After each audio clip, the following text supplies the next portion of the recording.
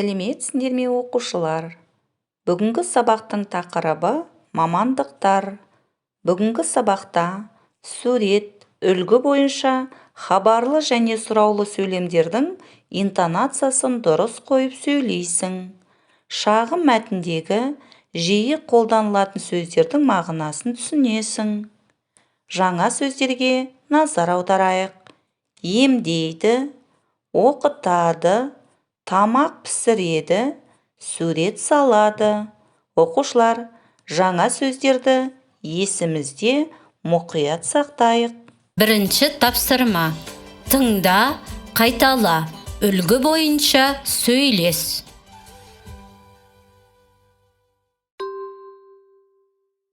Дәрігер,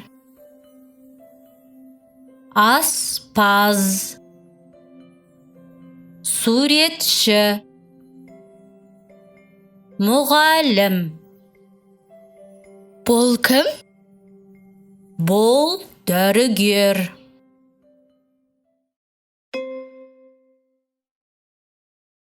Екінші тапсырма.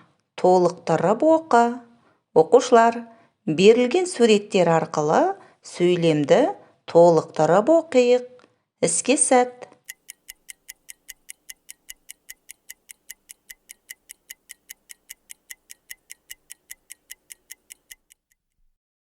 Сөйлемді қалай толықтырып оқыдық? Бірге тексерейік. Дәрігер емдейді. Мұғалім оқытады. Суретші сурет салады. Аспаз тамақ пісіреді. Оқушылар, сендер де осылай толықтырып оқыды деген ойдамын. Үшінші тапсырма. Суретке қара. Ойлан. Сұраққа жауап бер. Кім не істейді? Оқушылар, ойланайық.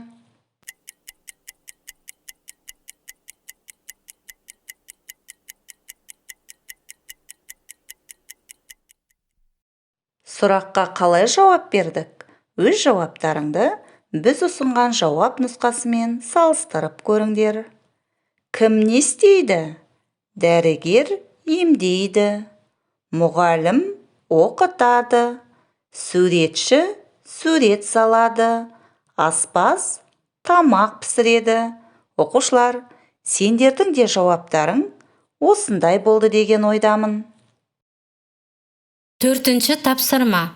Тыңда, қайтала, оқы, үлгі бойынша сөйлес.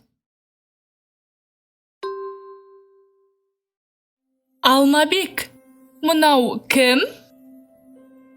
Бұл суретші. Суретші не істейді? Суретші сурет салады. Алмабек, мынау кім? Бұл мұғалім. Мұғалім не істейді? Мұғалім оқытады.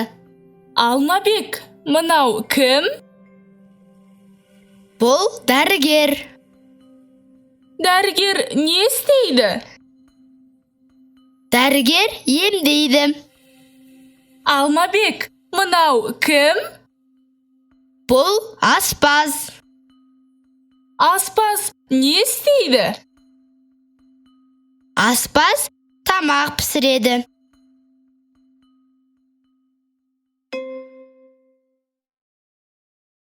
Сонымен оқушылар, бүгінгі сабақтан не үйрендік? Сурет, үлгі бойынша хабарлы және сұраулы сөйлемдердің интонациясын дұрыс қойып сөйледің.